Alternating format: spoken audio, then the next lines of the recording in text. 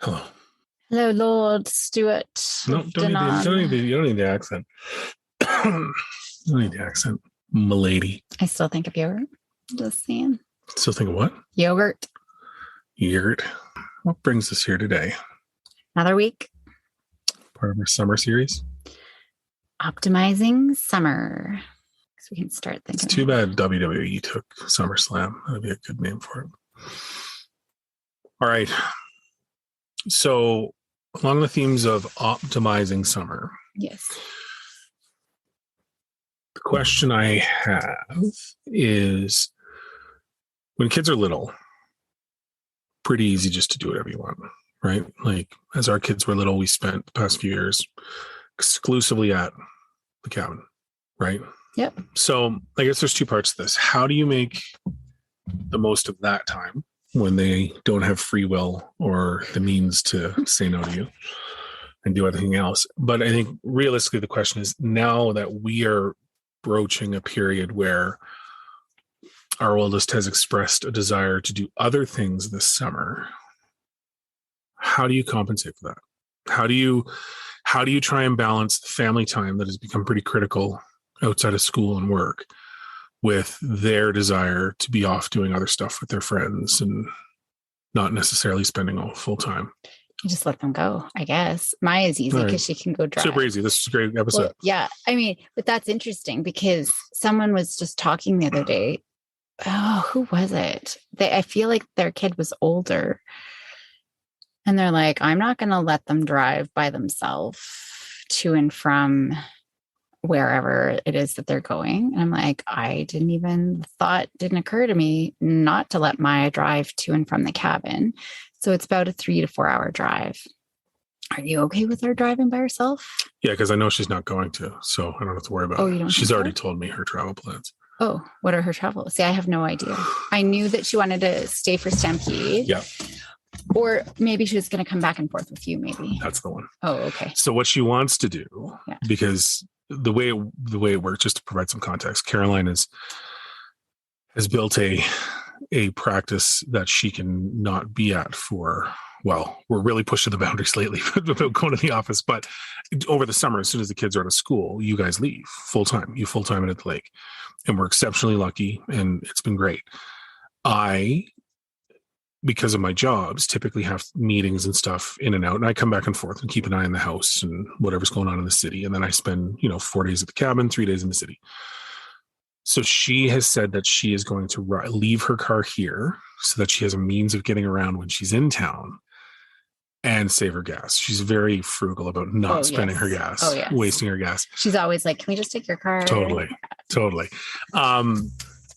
And then, just ride back with me on the days that I come back. So come back with me Monday night, come back up to the cabin Thursdays. What's really going to become interesting to me is that's not going to coordinate well with her friends' schedules. Yeah. Right? Because they're going to be wanting to hang out on the weekend. Exactly. So I have a feeling that that's actually going to flip a bit, and she's going to want to be here on the weekends. Right. And then it's, well, how frequently are we okay with her being here on the weekends without us? Mm-hmm. Right. How many times do I need to change my schedule so I'm here on the weekends just in case? Right. Like if she's going to Stampede, someone should probably be in the same city as her just in case. Grandma's here. Yeah. Grandma's a lightning response team. I love her. But Mom, if you're listening to this, please don't take it personal. I wouldn't call her the rapid response that I would want should my kid be in trouble. Better than me. Again, wasn't looking for you to be rapid. Listen, I only trust one person with making it from point A to point B in a very quick amount of time when stuff's going on, and that's this guy that the two thumbs are pointing at. Oh, yeah. Who was late 40 minutes picking up their daughter from sleepover today. Who didn't bother to check the times until I said, hey, when should we be picking up Willow from this sleepover? Yeah, I thought it was noon. Nope, it was 10 o'clock. Maybe that's a different one. How do we optimize our own inability to adult well? So I guess, how do you handle the logistics of it, I guess? I mean, I don't think there's one specific way, but it's not going to be smooth, right? It's not going to be the cadence we're used to. So how do we deal with it? Yeah. How do you prepare yourself for that? Well, I think, and it's going to, differ on the ages because it is younger. Or, I mean, with younger, there's different ideas, but I still think even when they're younger, giving them the option, like I love the idea and it depends if you're working or not, but giving kids a day where it's their plan, right? Like if we go to the zoo, I mean, if you need to put budgetary restrictions on, then that's totally fine. But giving them some leeway too, and how we're going to fill the day, I think is good. And same thing here. I think there might be some pre-planning, like I loosely know that Maya wants to go. We always go to the Philberg or whatever, something like that festival on the island in Comox. So we'll be going there. So I think it's and it might be week by week. I think if we were in town, it could be day by day. Mm-hmm. Based on, because I still have to work, like I'm still at the cabin, I'm still working because I'm teaching all summer still. Mm-hmm. So it's going to be hard when it's just me and Willow and I have to work and there's no sister there to entertain her. So that might be a consideration, but otherwise it might be a week by week and what are the circumstances and things like that. So what's the difference between Stampede, like her being here alone during Stampede versus her being here alone another part of the summer? Stampede introduces risks that are you can't really foresee, right? She's at an age where she looks older than she is if she dresses up and goes out, right? And I would say that I've been to enough Stampede parties that I've seen the decisions and the thought process of a lot of people. And I'm not worried about her. I'm worried about others. She's not going to Stampede party. She's going down to like the main way where there's games and food, and it's not parties that she's going to. Have you not walked past Nashville North accidentally? Have you not walked past the Coca-Cola stage when it's the later show, right? Have you like taken the train in the evening to get to and from the Stampede grounds? You know what I mean? Like there are situations that she can't control. And yeah, it's not like the Midway is this awful place, but there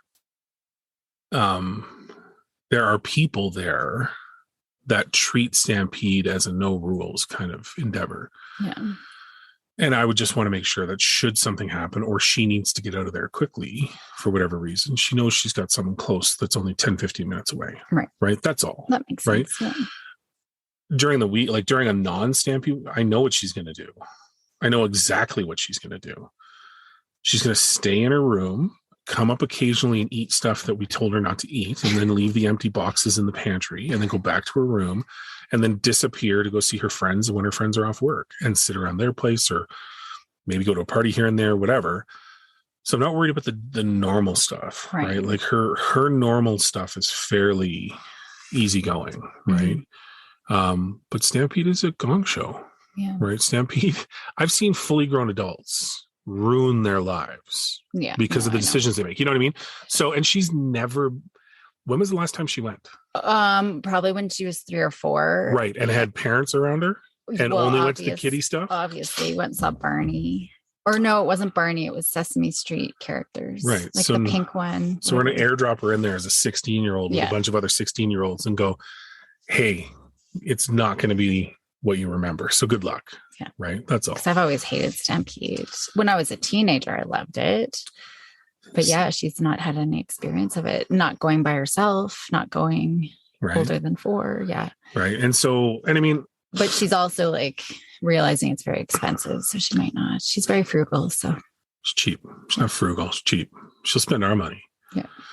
But that's the only thing, right? Like to me, it seems like there's enough there's unknown variables at Stampede that I think someone should be close enough to help. Yeah. That's all. Not that I distrust her, not that I, there's tons of rules around it. She's got fairly good common sense, but it's going to fall on a Friday night or a Saturday night that all her friends are going to go to Stampede. Well, that's going to mess with our vibe, right? Yeah. And she does look older. Weren't you the one in Montreal and they brought her beer and You allowed that to happen. Yeah. Probably because she was with you. Well, but I mean, Montreal is where it really first set in for me, right? Because we went out as the team, all went out, and all the girls dressed up, right? It was a night out. And we went to a place where there was the kids couldn't come in because it was the lounge part, essentially. But we could see them. Like, there was no separation. So they had their own tables and were kind of chilling and doing their own thing. And then all the parents were in the plus 18 plus side. But looking at them all, she's a 5'6". No, like 5'8". 5'8", redhead in a tight black mini skirt with a leather jacket on, standing in the middle of downtown Montreal. Didn't you have cowboy boots or something too? That was a different outfit. Oh, okay. But then that's when it hit me. I'm like, oh, that's not good. Like, that's not good at all. Because there's going to be guys that don't realize how young she is and whatever, right? So this is really going off the whole scheduling, but it does introduce that component of, I trust her. She didn't do anything dumb, right? But until you have those experiences, you don't know what you don't know. Yeah. But yeah, I'm really curious to see what this summer becomes, because it's not going to be the usual sitting around doing whatever, right? Well, I think, so one of my questions kind of ties into what I'm going to say. So I'll just not ask my other question, because I think this will be good. I mean, I know, and we've talked about this before on the podcast, where a weekend would go by or a long weekend would go by. We haven't really made a plan, right? Yeah. And that can happen. The summer's going to go by really fast. So I think it would be great, even if, like, for us and for the listener, we all get Post-it notes and we write down everything that we want to do, everything that we hope, this summer is going to look like, right? And then Post-it notes, we just add to the stack. So it doesn't have to be a sit one and done. Just keep adding to that, so this will be early enough. You've got a couple weeks anyways. So just keep adding to that and then plug it in. Take those Post-it notes and put it into the calendar. And I put Post-it notes so that you can move things around and you've got that visual thing so that you can see if there are things like camps. And a lot of, for some families, this won't even really be relevant because they do just have camps, but then you'll have your weekends. So what do you want your weekends to look like? How can we optimize that time with our kids, right? And as a family, because otherwise, if we don't make a plan, then it's going to be 2:00 and the day is over and we're back to work on Monday or something like that, right? Or we didn't realize we're on computers or whatever it is. So being intentional. So planning out that summer, even loosely, that's why I like Post-its, because you can move things. But for sure, the night before, the next day, you see, okay, what's the plan? I'm working 9 to 4, but let's go for a walk. Let's go for a bike ride. Let's go throw a Frisbee or just something, right? Or just, Luke, it's between 6 and 8, it's your time to choose a family activity, right? So everybody can be responsible. So it's not always on parents. And it's a good thing for kids to figure out, how do we fill that time too? Yeah. So that would be, I think, something that would be helpful. And then I like the idea of everybody contributing to what that summer is going to look like, because if it's always parents and it's things that kids don't want to do, right? Like, I don't want to go golfing, but if they know, okay, that's just one day out of the 4 potential days that we have, and we rotate and things like that, there's something that they're going to be interested in as well. And then just looking, I guess we'll just be flexible, like maybe there is a time where we all come home to accommodate something, that Maya wants to do, or you just don't come home that weekend or whatever it is. Right. So I think, this is unique specifically to us, but the real logistics is going to be, if we make those decisions on the fly to all come home, how's that going to work? Because you hate driving on your own. Yeah. But it's a 2-car endeavor. So how does the caravan work? Does it have to be a 2-car endeavor? It doesn't have to be a 2-car endeavor. No, it doesn't. Sure does. We can all fit in 1 car. Add the dogs? Yes. And all the stuff? Yes. We totally can. There's no reason that we need 2 cars. That's usually the big debate. I usually don't come back to town because I don't want to drive, but we can do it. Yeah, I love it. We can do it as long as you drive me. Is what you're saying. We can do it. No, I think you're right. And I like the idea of everybody having a say, because part of what I struggle with a lot of the time is you'll look the kids in the eye. What do you want to do today? What do you want to do this weekend? We better make a plan. What's going to happen? And if we don't hold them to it, inevitably, one of them goes, well, I wanted to blah, blah, blah on Sunday night. Yeah. Dude, that was a Thursday conversation, not a Sunday wine, right? So getting ahead of that, right? And getting them to, I think part of it for our girls is get them to spend some time thinking of things or looking for things to do. Because if you just put them on the spot saying, what do you want to do? Well, I don't know, right? Yeah. So really get them to go, well, look, right? Like see if there's something going on in the States, right? We can drive down to Idaho, or see if Montana or whatever it is, direct them in a way to go look for something, and then it force them to come back, hold them to 1 to 3 ideas or something, right? Because otherwise you'll never get anything tangible. Yeah. And giving them the specific day as well. Like this day or this night or this couple of hours. Like even we're going to have time here. What do you want to do? Yeah. Because I think we've been lucky. Like we were able to find stuff that will run into Fernie, or something's going on in Cranbrook, or, there's something around the cabin. But that might not be what they want to do, and for whatever other reason. So I think that to me is one of the bigger pieces as well. Is I like the Post-it note idea. I like the ability to move stuff around as things change, so you're not really pinned to it. But you do have to have accountability on them to take some ownership of what is it that you want to do to pass your time, right? And maybe some days, we are just going to sit around and read because it's a rainy day and that's all you want to do. But otherwise, it lets them off the hook and of never having to say something and then complaining that nothing ever happens, right? And it's okay. This kind of ties back into my question from last week's topic, just around it's okay to not schedule every single second of the day. Like they need downtime. They need to be bored. And that's not our responsibility. That's a great skill for them to learn.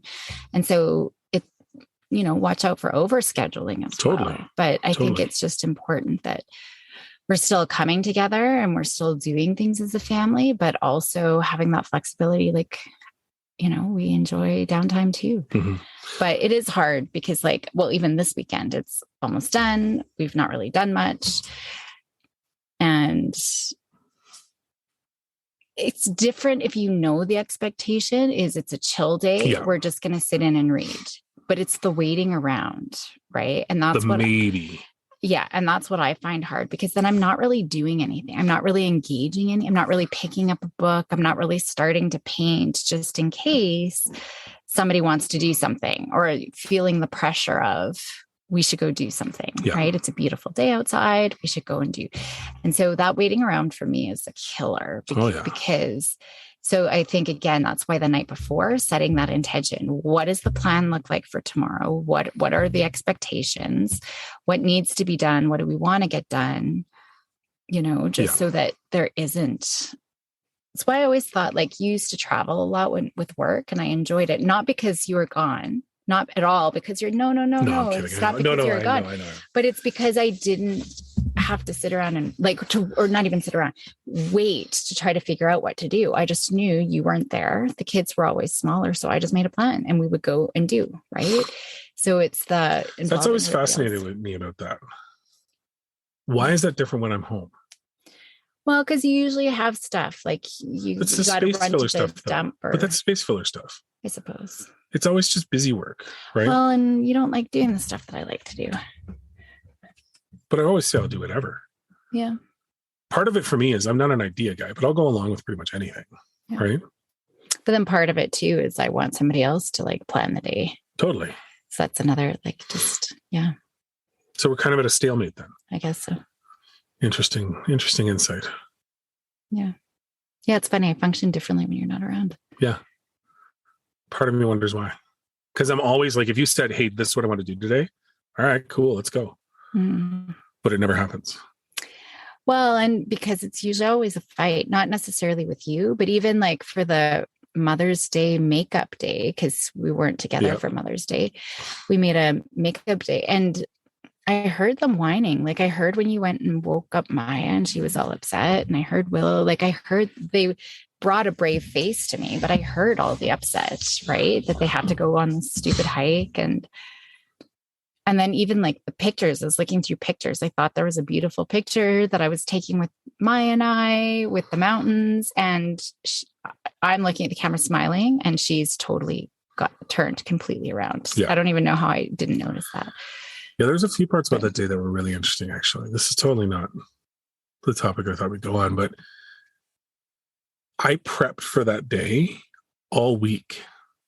We're going. We know we're going. I want you guys to be happy to spend time with mom. This is what she loves to do. She needs to get out of the house and get into nature because she's been busy. Like every single day in the hopes of waking up and they go, yeah, we're going to go hiking today. And it never landed. And then it was so funny, man. What really got me was we got home and Willow went and started making dinner. I'm like, perfect. Caroline can chill. Right. And you came in because you were going to do something. You're going to make something else anyways. I'm like, okay, that's fine. Willow is still making dinner so we can have a nice dinner. And then I went away and I came back 20 minutes later and you were making dinner. And I'm like, what the hell is going on? Yeah, I was very annoyed. I know. Like, what the hell is going on? Like, this wasn't the thing. And then I went to the kids and I'm like, what just happened? What do you mean? And I'm looking at them. I'm like, who made dinner tonight? Well, mom. I'm like, what day is today? And it's like, they had zero comprehension. I'm like, are you guys serious? Like, I got to guide you through every step that you can't think this through. And I was super annoyed because had I known that's what was going to happen, I would have just done it myself to make sure that you didn't, right? Because then I can force you to be like, no, go read. Yeah, Well, and it's just planning, right? Like everything, nothing is really planned. I should have planned it out. I should have planned it out better. But that's usually, and so, yeah, just planning for everything, like not even just that, but otherwise things do go sideways. So, but anyway, that's why I think, right? Because I don't say anymore because I just know it'll be, if I had my way, I'd be in the mountains every single weekend, So, and but I do think getting on offense, that's what we need to do, in anything, whether it's planning our time, managing behaviors, managing screens, any issue that you're running into, it's about getting on offense. Stop reacting all the time. Stop complaining all the time. What are we going to do? I mean, use those opportunities when things go sideways, but then, okay, what did we learn from this? And how are we going to do a little bit better? Because the summer is going to slip by and another year is going to slip by and another summer. And then all of a sudden you're empty nesters. Woohoo! And you can do whatever you want. But you know what I mean? Like, I think, like, I'm realizing I really want to cut back this upcoming year. And we're going to have a back to school series, success with back to school. But just because I might only have one more year with Maya left. Mm-hmm. So we'll see. But that's what I would say for the, managing everybody's expectations and maybe differences in what they want to do. And I think actually on that note too, I don't know if I've talked about this before, but, oftentimes we'll have kids, like the little guy who's not very athletic, who hates gym class because they always at the end of gym class will play something like dodgeball, right? And he's always hit in the face. He's just always the slowest kid. Like, it's just miserable every single time. So he's never going to want, like, that's the kind of kid who's never going to want to move, doesn't enjoy gym, just becomes a couch potato because just, it starts to internalize. So I wonder if in those activities where kids just inherently hate them, if there's something that they can still be involved, but in their own way. So the example that I often give is Cirque du Soleil. I don't know if they still do this, but before they were bought out, like when the original owners were still in Quebec, that was kind of their main headquarters. Yeah. They had their big training place where they would let schools come in, right, and try different things out. But every child could pick what they wanted to do. So some would do trapeze, some would do the silks, some like that one little guy, maybe he was in the corner by himself juggling. Yeah. So looking at what is it? So if you go golfing, maybe you've got someone who does putting, who's an amazing putter, or driving the cart if you get a cart. Like, so maybe if they hate golfing, what's their role? Maybe they could do the playlist. I don't know. Just finding something that they can do, but still take, right? Like, I think that that's important as well, because sometimes we do just, I think that goes to something that we've talked about before, just creating a different positive energy around things. Yeah. So, maybe the hike with the girls, we could have, what we used to do when they were little is we had a point system. So every time they complained, parents got a point. And every time they were like, oh, look at that beautiful flower, they found something beautiful in nature, or just something, to acknowledge that they, were not complaining, I guess. The best thing about that was always when they knew they were behind on points really close to the end, and the stuff they would make up to try and get points. Yeah. Oh my God. Look at that rock. It's weird shape. Isn't it so cool? Oh, come here, Willow. Let me show you this thing. And then they'd have to act like they were cooperating. Yeah. It always made me laugh. But it was awesome because it always turned our hikes around. Yeah. But they did, because now it was shifting their attention away from the sucks to now they actually were looking out for things. Yeah. And it just shifts the mindset a little bit, right? And so even those kinds of things can be really helpful, right? And maybe it is a precursor talk. Okay, we're going to go hiking. I know it's not everybody's favorite thing. What can we do to make this awesome for everybody? Yeah. And if you have to have a point system and a reward later, like go for ice cream after or something like that, then that's totally fine. That'd be my only other thing to add there. All right. Cool beans. Cool beans, man. Awesome. That works.